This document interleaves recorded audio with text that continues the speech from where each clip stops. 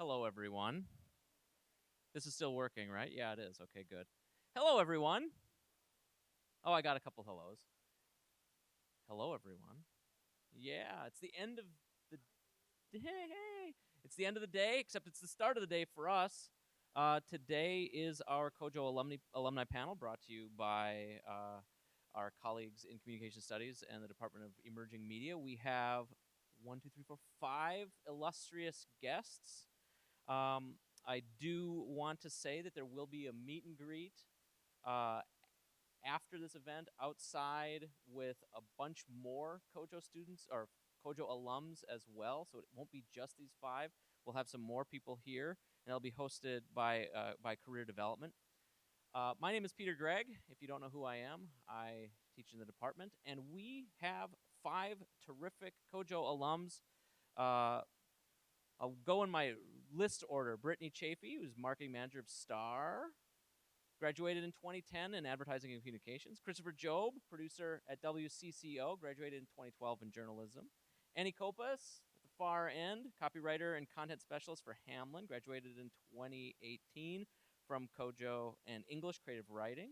Ashlyn Kadafani, business coordinator and researcher for Blue Zones LLC. There she is. And Taylor Weeks, technical recruiter for BrookSource, graduated in mere May 2019 in interpersonal communication. I figured I would start out by asking you, and I've warned some of you that this is where I'm going to go. Basically, how'd you get here? What was the journey through the department and your curriculum, the courses you took, and the things you did that got you to this place that you're at professionally? So, we can start on my side, and we'll work our way down. How's that? Perfect. So I really just followed passions. So I came in actually as a science major. I was going to be a biology major, and then I took my first chemistry class, and that was not the place for me. And so I really realized that I like people a lot. So I went into English and started a degree in English creative writing, like Annie. And then I realized that I still really liked people, so I saw a lot of value in the COJO department to provide more curriculum geared toward just different areas other than writing. So I added on interpersonal communication as a second major, and then a Renaissance minor, business minor, and that combination really, again, spoke to my passions of really, really liking talking with people and understanding how people communicate and things like that, and how to communicate better and to do that creatively and empathetically. And so through all of that, I really wanted to find a job that was dynamic. And that's kind of challenging when a lot of jobs are desk jobs and a lot of them are routine, like 9 to 5 style.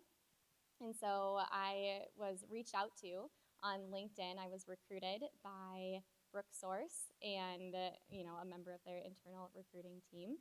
And within a week, I had a phone interview set up. And then after that, the following week, I was interviewing on site at our office in Minneapolis, and then had an offer, like a full-time offer, by essentially a week from my first contact with them, which was pretty wild, and it was fast turnaround. And if you are at all familiar with the staffing industry, that's very normal there.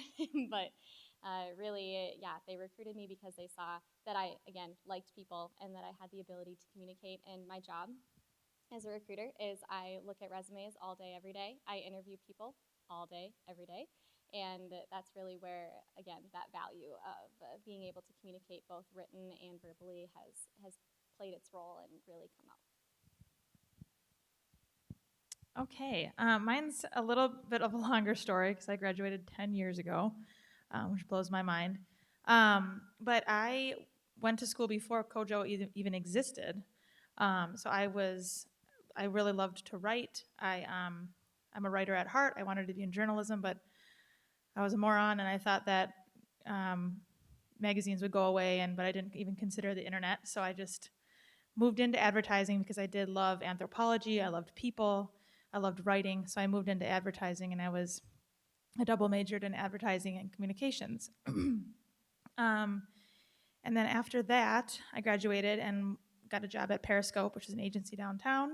I was on the account side, and I royally hated it, which is fine. It's an okay thing to hate your job right away. But I'm a creative person, and it wasn't a creative job. I was working with clients, and I didn't want to do that. So I panicked and I became a flight attendant. There's a wrench in the story. And I did that for 2 years, and I actually met the owner of Cambria, which is a quartz company, on the plane, because he owned Sun Country at the time, because I worked for Sun Country Airlines, and got an interview and became a copywriter at Cambria because I wanted to write. So there was my path, was kind of drifting that way, and I'm trying to tell it in the most packaged deal for you because it's a lot. And then after that, since Marty owned Sun Country and Cambria, they shared a creative team in-house. So we eventually moved me over to Sun Country, and I was working on their PR and social media at that time. And I was at Sun Country for about 5 or 6 years, and then they sold the company to a private equity firm. Things changed, so I decided it was my time to move on. And then I moved on to Lifetime. And I worked as their marketing manager in their fitness and health division. And then 8 months later, they cut half of the team in their fitness and health department, and I was laid off. So that was not a cool thing. I was really freaked out, and that was actually 9 months ago. Well, no, like 7 months ago. And I tried to freelance. I didn't like doing that, and I actually discovered STAR, which is an experiential marketing agency in Brooklyn Park. Experiential marketing is basically, we create branded environments for brands, and so anything from a pop-up or a trade show, or for an example, we created the helmet wall at the US Bank Stadium for the Vikings, and we build things. So we have a giant warehouse that builds all these installations, which is really cool. We have a lot of cool clients like 3M and Emerson and Target. Red Wing Shoes. It's a really unique space that's been around for 25 years. I had no idea. And I do marketing for their internal. So I didn't know about STAR because they did not have an internal marketing team that was putting out the message that this exists. So I'm on their team to kind of run events, their social media internally. And it's really, really cool, a really, really cool space. I have business cards. Come find me after, and you should come out for a tour. It is a really cool kind of new thing, experiential marketing. I didn't know it even existed, even though obviously things need to be created for brands and physically built. And yeah, so come talk to me after, and I can give you a tour and schedule a coffee or something. So, yeah. So I'm Ashlyn, and I work at Blue Zones. And I don't know if any of you have heard of Blue Zones before, but it started as a National Geographic exploration. My boss, Dan Butner, I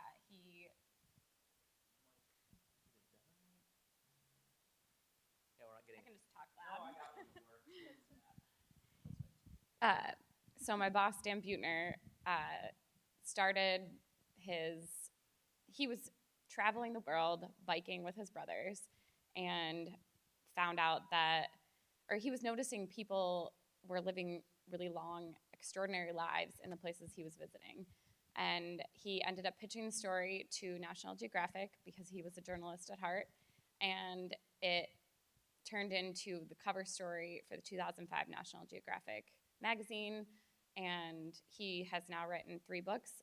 The cookbook is coming out in December, and so from his journeys, he learned about these extraordinary populations where people were living to 100 at 10 times the rate that we do here in the United States.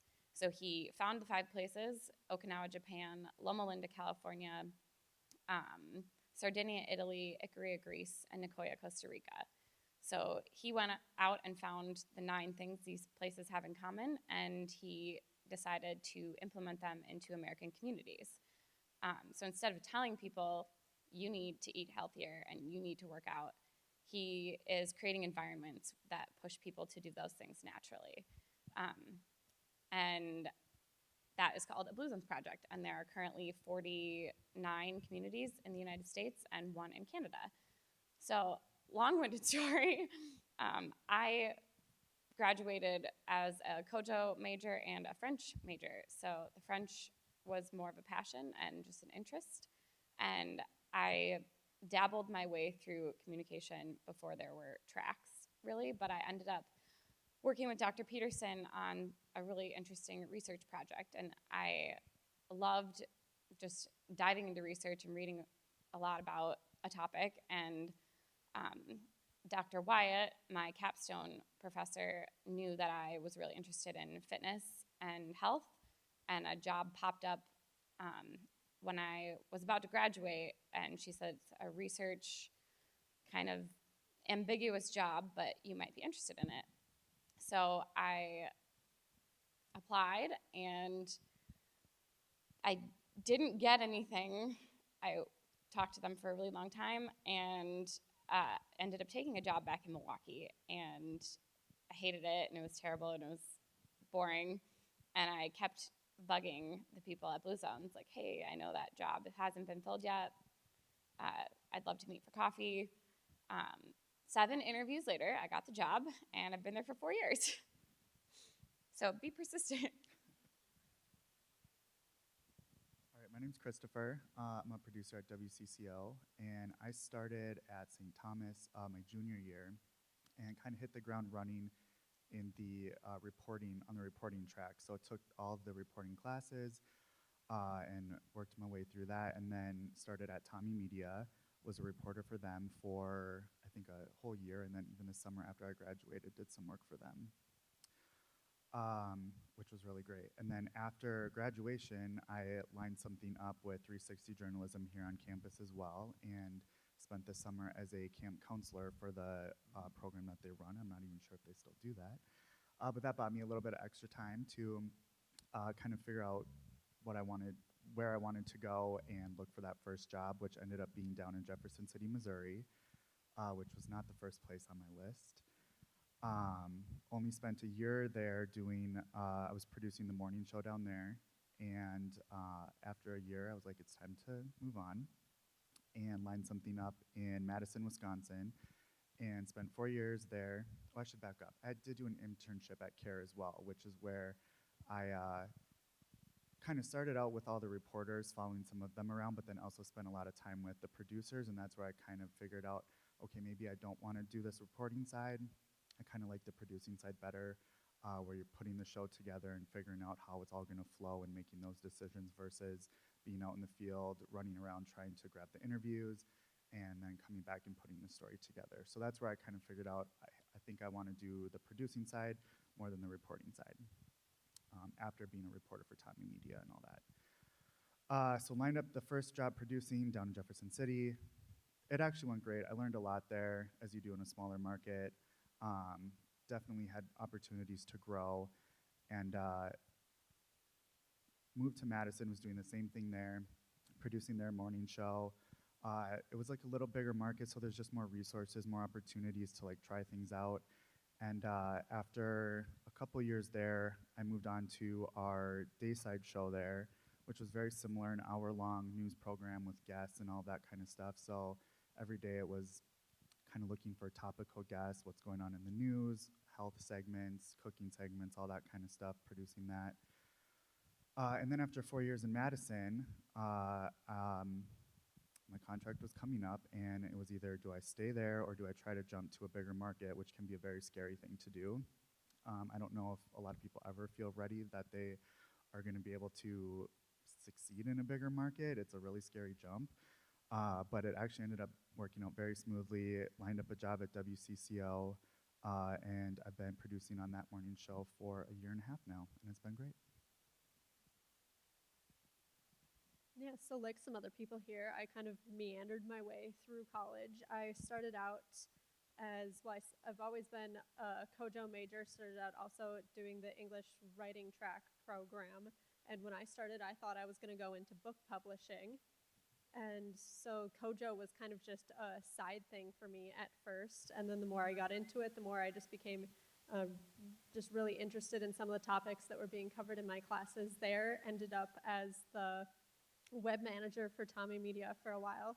And then I did a couple internships. I worked with Red Leaf Press, which is an early childhood education publisher in the Twin Cities area. Also worked with Minnesota Business Magazine, Minnesota Monthly, worked on the Summit Avenue Review, the literary magazine here at St. Thomas. and also did some work with the Minnesota Literacy Council as an intern. So basically just jumping on all those opportunities that would allow me to do writing.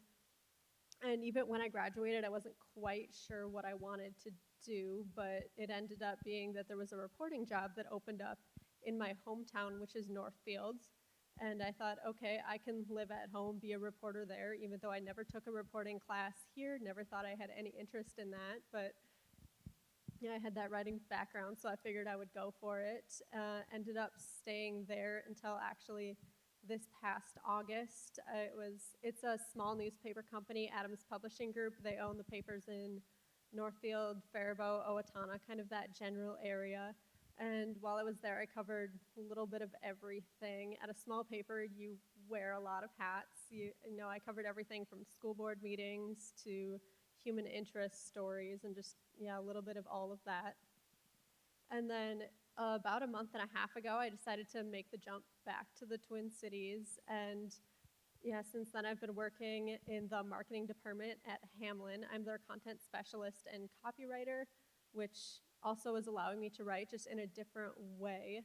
And basically what I do is I am in charge of being the last eyes on the content that goes on the website, or everything from the admissions brochures that you get every time you visit a college to just kind of the signage around campus, all of those little things that, someone has to proofread those and someone has to, make sure all the messaging is what you want it to say. So I've been there for about a month and a half now, really liking it so far.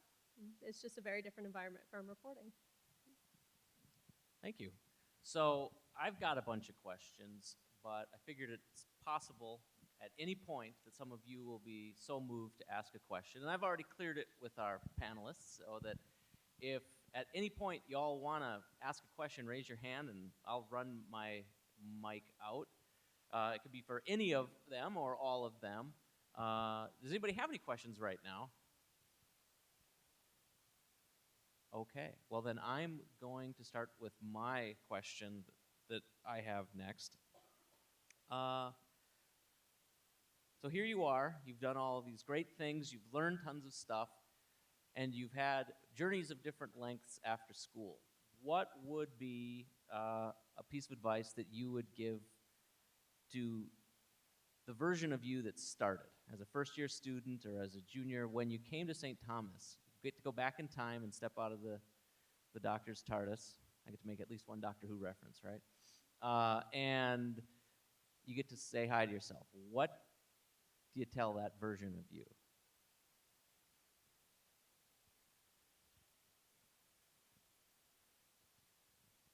If it doesn't work, trade you. No. Test one. Oh, trade you back. All right. Loud enough. That's okay. I can talk louder. Yeah, I think that, like for me, it was a scary move to go from a science major, which is like kind of perceived to be as the up and coming, you're always going to have a job, you're going to have a high paying job, to move into more of a humanities, definitely humanities style position. And just to tell myself that you can do that and you can find a job and you can have a high paying job, and to trust that, I think. Because again, like my entire path was really outlined by my passion for people and my passion for communication. And I would not have necessarily landed this job if I hadn't done that. And I love my job. And I get to literally use what I studied every single day, not necessarily in an academic application. I'm not writing research papers or thesis statements, but in the practical sense, I'm absolutely utilizing every bit of what I love. Thanks, Taylor. Anybody else want to take a stab at it? Yep. Yep. Yes, I can. All right, go for it. To 22-year-old me. I would say to do, I know I hate this answer, but to do what I love. I loved to be creative. I loved to write, and I did not follow that initially when I left college. I kind of went into the more account side of advertising, as I mentioned, and I was more of a creative person. And then I panicked and became a flight attendant, and that is also fine. But to do what I love, mostly because when you're in interviews and you actually love what you're talking about, people believe you. I loved to write, and that's a huge benefit in any job. If you're a writer, push that as much as you can, because writing a good email is so valued, or, I think that's such a great benefit. And if you really love it, then you can really speak to it, and it seems real. I mean, when I went into interviews and I was like, I love advertising, they're like, do you really? I don't know. But I loved the writing piece of it. I loved being creative, so that's what I spoke to. I would tell myself to slow down when I do projects. Even in an internship, I felt like people wanted me to do things really fast and get it done, but that was not the case. And it's not the case for me, even in my career, looking at people that are my interns or whatever. If they do something quickly, it comes out sloppy, and it takes me longer to fix it. So if it takes them a whole week to write a blog post or to, put together a social media report, if it takes longer, it's better for me if it's really, really good work and you take your time doing it. So even in an internship, that's really valuable. And I did that too. I worked way too fast and turned in sloppy work. And I would tell myself that being a flight attendant was okay, because it actually gave me an opportunity. I was really shy. I was really, really shy. And being out in front of people as a flight attendant helped me with my public speaking, I come to find out. So that was an okay turn in my career, and it's okay if you make those. Thanks, Brittany. I would say do more things that make you uncomfortable. I'm the kind of person that can hole up in my apartment and just be comfortable not leaving ever. So go out and do the things that make you uncomfortable, because that's where you'll meet people. That's where you'll find those connections, or maybe you'll learn about a new job that you never even thought was a job. My mom always used to tell me, how do you know what ice cream flavor you want if you've never had ice cream before? How do you know what job you want if you've never done any jobs? So go out and do things that are uncomfortable or different or weird. And it's not weird because everybody else is in the same place that you are. Thanks, Ashley. I would say don't freak out if your life isn't going to your plan. My college career was very all over the place. Started at the U of M, didn't work out so well there, decided to take a semester off, and that's where I kind of figured out, okay, let's try this reporting. I think I want to, work in TV news someday. And so that's when I came to St. Thomas, and that's where things kind of took off. But that was 3 years from where things didn't work out until where I kind of got on track. And then even once I was on this track, don't think that because you're on one path, like this is how it's going to be for the rest of your life. Like I kind of took a brief turn thinking I wanted to be a reporter into producing. But after being in this business for so long, I realized there are so many different paths I could take if I decide at this point, like I want to give up producing. Like I don't want to do that right now, but there are people every day who jump from working in TV news into other things, whether it's PR for a different company, PR for a sports team. I could give the example, my brother graduated with a degree in kinesiology, and he's now working for marketing at W Hotels. And he just kind of figured that out through jumping around, working in different jobs. So I would just say, yeah, if you don't freak out if things aren't going exactly how you think they should right now. Thanks, Christopher. Yeah, and I think I'm going off what a lot of other people have said already about just how you have to pursue those interests and those things you love. And what I'd add to that is pursue the things that you like, even if you don't know if it's necessarily the one thing that you love to do. My example of that is my junior year, I was kind of nudged to apply for the web manager job at Tommy Media, which is writing a lot of code and not writing a lot of words, which is what I was used to doing.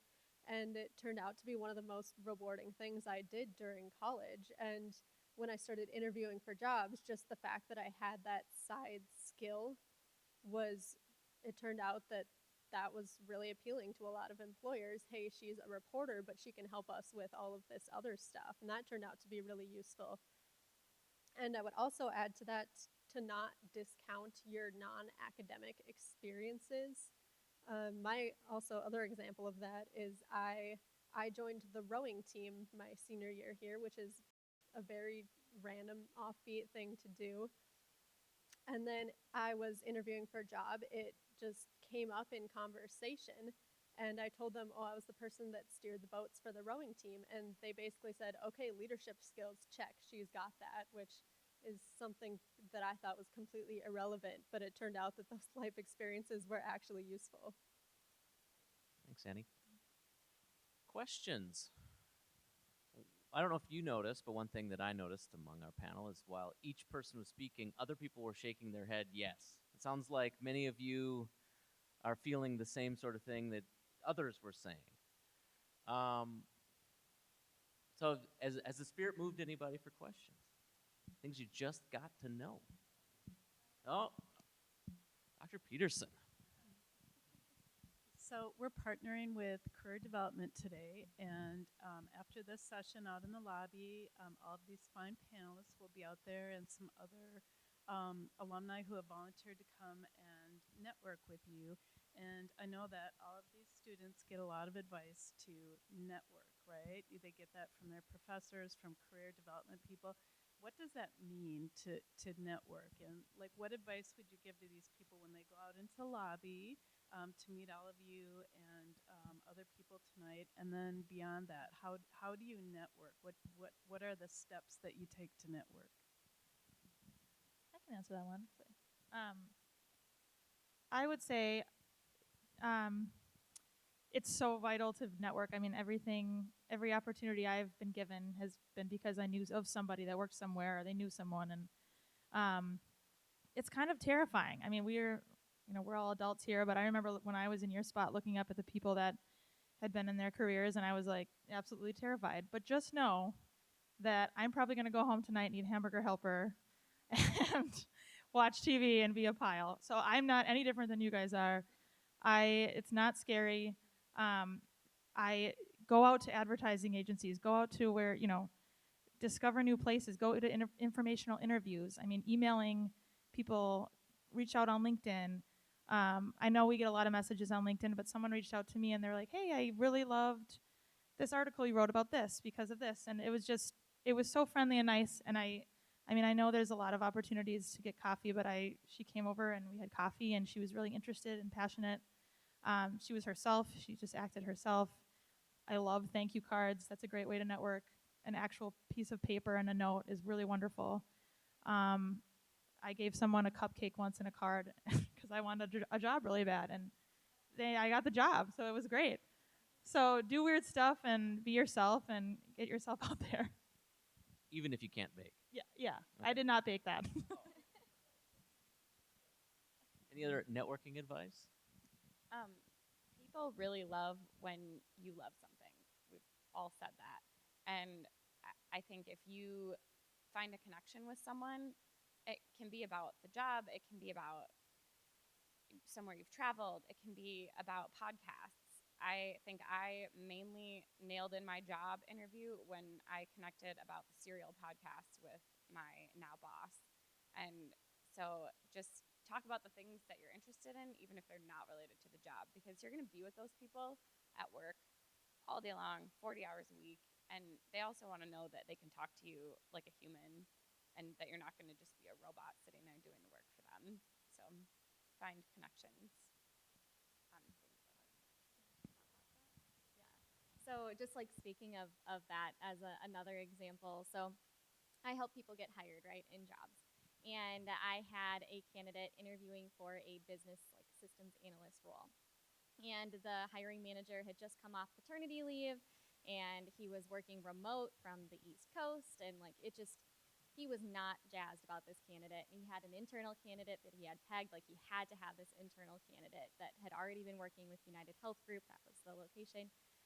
But we got this person, the candidate that I had, Wesley, an interview, and Wesley was, knocking it out of the park or whatever, brought up this economics podcast. It was literally a podcast, and this hiring manager listened to the exact same podcast, and they chatted for an extra 20 minutes just about what their interests were, and the hiring manager offered him on the spot off of a phone interview. It was unbelievable. And so it can really, really be powerful and give you that personality. Also just kind of, on just networking in general, because I work in hiring, it's huge to get your name out there. So like I source off of like LinkedIn. So if you're open to opportunities, like you're going to pop up in recruiter searches, and we'll be able to reach out to you. We can reach out to you anyway, but just like even responding to our messages and being like, hey, yeah, I'm not interested right now, or I am interested, but not for this. Like, thanks for reaching out. That goes a long ways. Because again, you're getting that recognition. Otherwise, like Monster, Career Builder, Dice, like having your name out on like job boards if you're trying to get that internship or that job, like definitely use technology to your advantage there. But then at the same time, like being able to like communicate with like your Uber driver or someone on a plane or something like that, like they always tell us like for our internal hiring, like always have business cards. And like I think one of my coworkers, she had met one of my now coworkers. She was hired because she accepted a business card from a more tenured coworker at a bar. Like, it's unbelievable where you can network, and it doesn't have to be the most glamorous location, right? A bar is not where you would expect to make a professional connection, but it's definitely worthwhile to always have that face on and always be open to that conversation. And I'd say too, don't be afraid to just like message people off of LinkedIn who have similar jobs to what you're looking for. I mean, for the most part, like I think especially any of us, like we would respond to you, and so people aren't, everyone's busy, but I think anyone would have like 10 minutes to respond to your note. I get messages from like people in smaller markets all the time just asking like little career things. Do you have openings here? Asking for advice, little things like that. And then even the TV news world is kind of small. It's like its own little world. So you just start to meet other people from different places. And all the time it's like, hey, do you guys have a producer job opening? Or I'll text someone back in Madison and be like, hey, we have a reporter opening. Are you interested? A lot of times like contracts and stuff can screw that up, but a lot of it's timing.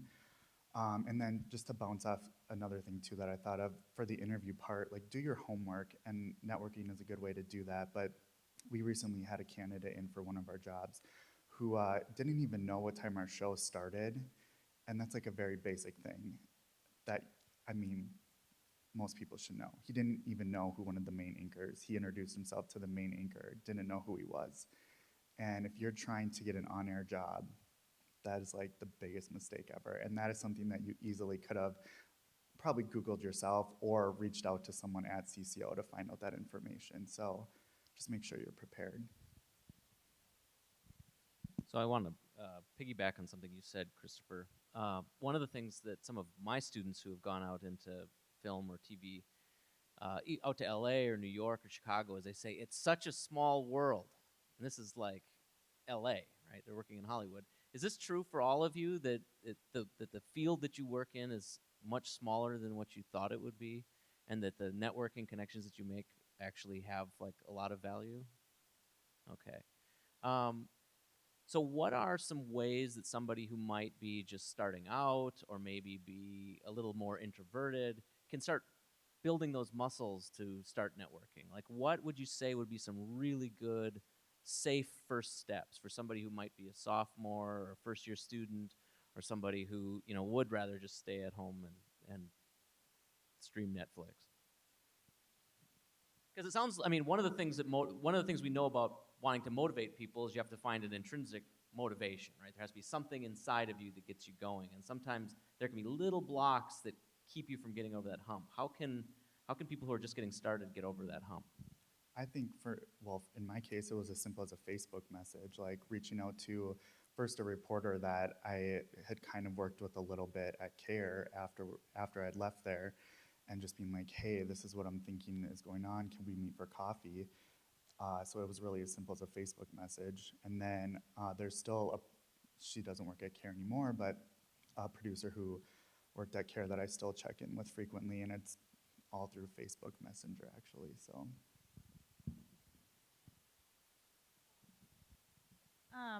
Since I loved writing when I was in college and I was shy, I actually started writing for an online magazine called College Candy. I don't even know if it exists still.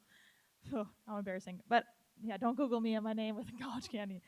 But it was behind a computer, and I was shy, and I loved to write, and that gave me a lot of great experience, I guess, for the quick time being. And also doing things on campus. I was on AdFed. I was in the national advertising competition. And all of my girlfriends, we were in kind of PR advertising, and we were just involved in a lot of things on campus, and that kind of helped to buffer us for kind of diving into the real world, I guess. And I would also say you don't necessarily have to go far to find these people to network with. If you're maybe a freshman or a sophomore and you know that there's a junior or senior who's further along in the field that you're going for, or just has had a really cool internship, you can reach out to them too, and they're going to be on campus. You don't even have to drive anywhere, and they're probably going to be really happy to tell you about their internship or whatever it was that they did that you think is interesting. And if there's not a job that you can find right away, make your own job. So and you don't get paid for it, but it'll be a portfolio of sorts. So if you like to write, start a blog. If you are interested in layouts or something, try to, I don't know, make your own magazine. I play an Irish sport called hurling, and it's been the love of my life. It's really niche, so if you don't know what it is, Google it. It's really cool. And you can play in the Twin Cities if you want. But Sounds like a networking opportunity. and we just won the world championships in Ireland. So beside the point, I saw a need for information to be spread through the club. And so we started the Dish from the Pitch, which was basically just kind of like a club magazine. I had my mom take pictures, I edited stories, and we created this magazine, and it started getting out through the club. We put it out in the club newsletter, and then it got over to Ireland, and people in Ireland started talking about it. So it became this, it was a passion project, something that I liked doing because I loved hurling, and I actually used it in job interviews, and I got to talk to some really cool people because of what I was doing just for fun. So make your own jobs.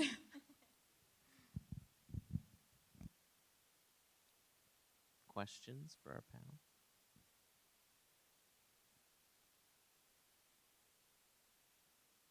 Okay.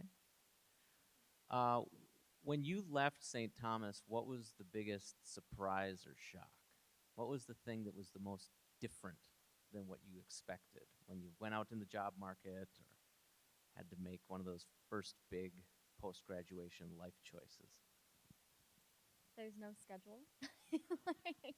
like I totally thought that I would have this 8 to 5 job and I'd actually be able to I'd go to work and then I'd go home.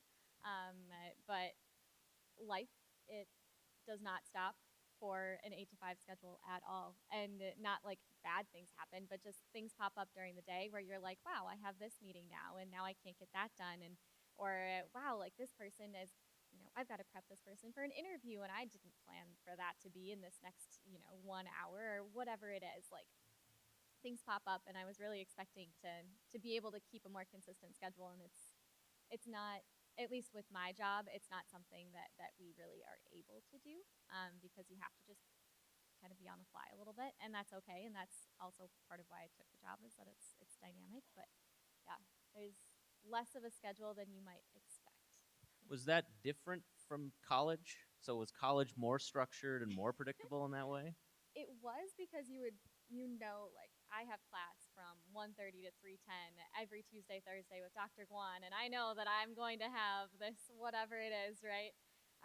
This specific reading and a quiz assigned, and yeah, so it's just maybe it's more flexible in terms of a 8 to 5 framework rather than having pockets of like 100 minutes or whatever it is that you can expect that someone else is going to run the show for you. I have a really short one. It's that emails are terrifying to write. That's what I discovered. Emails are terrifying to write. When I was in, the first job I had, I could not. It took me like an hour to write an email. I don't know why. I don't know if it was it was a client, or it was my boss, or it was the creative director. It's just these people you don't know that you're writing. It has to be professional and it has to make sense, and sometimes it has to bring value, and it's not just a quick one-off. And that took me a while to understand and learn how to write a valuable email. I mean, if you're writing an email to leadership, you have to have have it be shorter and more precise and have results in there. And, you know, now through, I work a lot faster, obviously, but I think practicing, like, I don't know how you practice email writing, but that was probably one of the biggest scares for me, I guess. Financial aspect of it, you get your first real job, you expect that first nice big paycheck to hit your bank account, and especially if you work in TV, I think you're not gonna make a ton of money your first job, and so that first check hit my bank account, and I was like, that's it. But I mean, within 5 years, I'm living comfortably now, so like it doesn't stay that way forever. Yeah, just on that, I started out as a reporter at a small town newspaper. So what I would say is don't necessarily turn down a job just because, well, you think you're going to be really poor, just because, even if it's something you like, because in the end, I think it's really more important to start with something you like than start off with a job that's going to make you really rich right away, because that's probably not going to happen no matter what you're going into.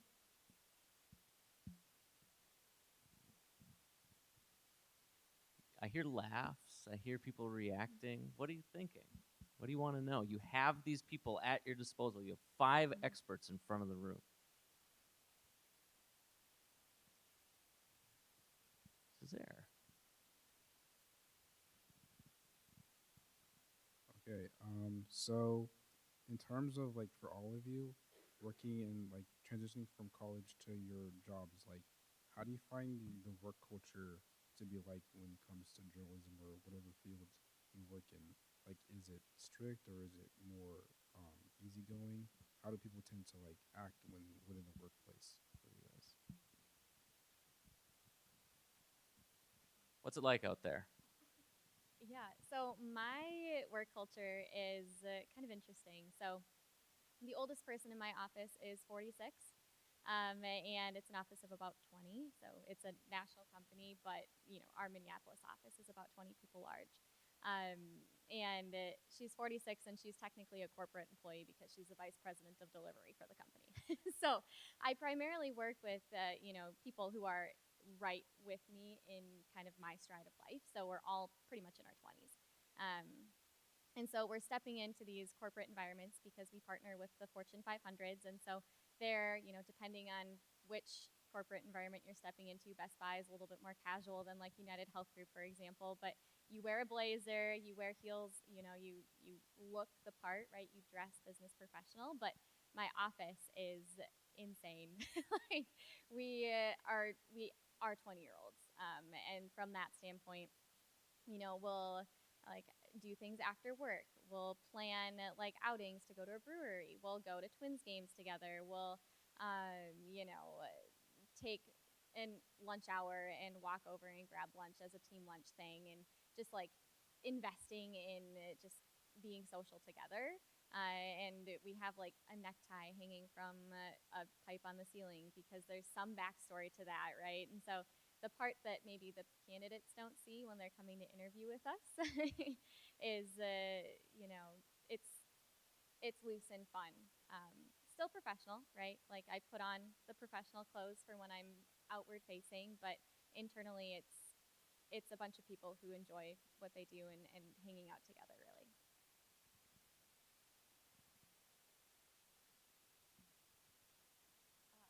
My company works out of Industrious, which is a co-working space. So there are 70 different companies that also work out of our office. We're in the North Loop, and so my office is 6 or 7 people on a good day, and it's pretty cool because we get to work with a bunch of other companies doing, there's a lawyer down the hallway, there are people designing shoes right next door, and then there are also freelancers that come in and kind of, they don't have a set office, but they can work anywhere. My 6-person team is very heads down. We're all super busy, but it's really casual. I can wear pretty much whatever I want. And Industrious as a whole is really young, and they bring in breakfast every day. They do snack time. There's a weekly happy hour, and it's just really fun. So we get our work done, but it's also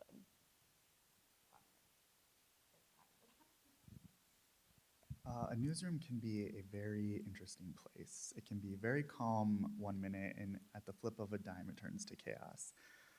But I think as long as you are respectful to everyone and then open to receiving feedback, because inevitably, when you're in a breaking news situation or something, tempers flare, people are under stress, not everyone's kind of thinking clearly, but as long as afterwards you can kind of step back and debrief about, where people could have done things better and you're open and receptive to that, it just makes everyone more of a team, and then you kind of know the people's strengths for those situations moving forward, and that can help in those really tense situations too.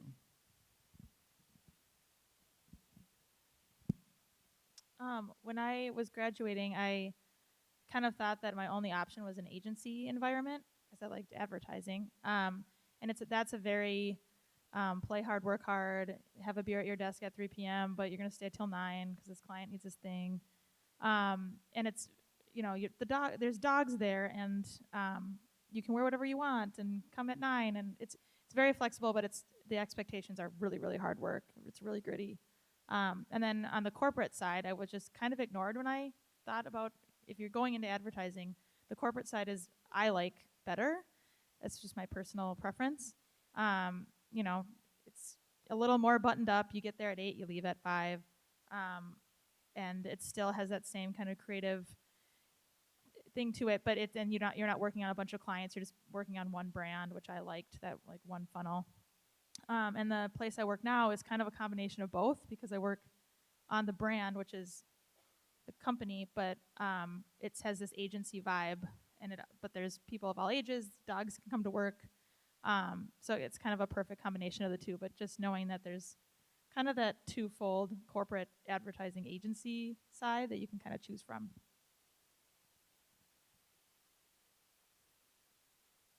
Any other questions for our illustrious panel? Oh, Cesare. Got time for one more. Let's do it.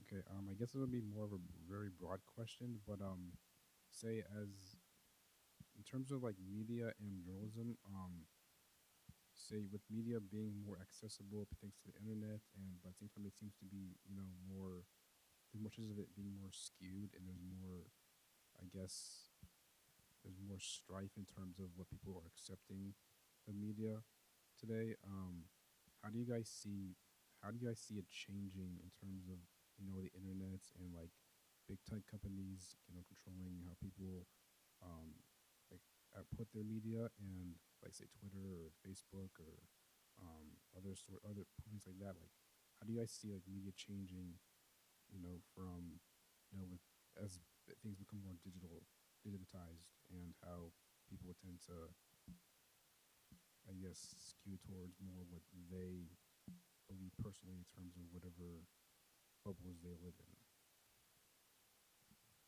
I think, is it fair to say, where are we going? From a digital standpoint? Yeah. I mean, I think people are wanting to actually experience things a little more. So I think from a digital standpoint, instead of having it be such a, as far as social media goes, such a catered, perfect, I'm trying to think, like an algorithm, like having everything be perfect on social media is not really the case anymore. It's going to be more people being more real and not editing things a lot, and having the conversations be, I've heard about, I don't even know if I'm not cool anymore. I'm too old to be cool on social media, but I'm hearing that there's these like influencers are creating like aesthetic pages that have memes on them that they like flip over, so they're like a perfect looking page, but like each Instagram profile is like, if you turn the photo over, it's like a meme or something like that. So we're moving from a less perfected world in the social media space, at least digitally. I think video and VR, and it's those capabilities. People are looking for professionals that can create video, produce video, and things like that. Yeah, I don't know if that helps answer it by any means. Well, we need to transition to our second half with the career development people and our the remainder of our guests, our alumni. So let's have a big hand for our panel. Taylor, Brittany, Ashlyn, Christopher, and Annie, thank you very much for coming. And hopefully we'll see all of you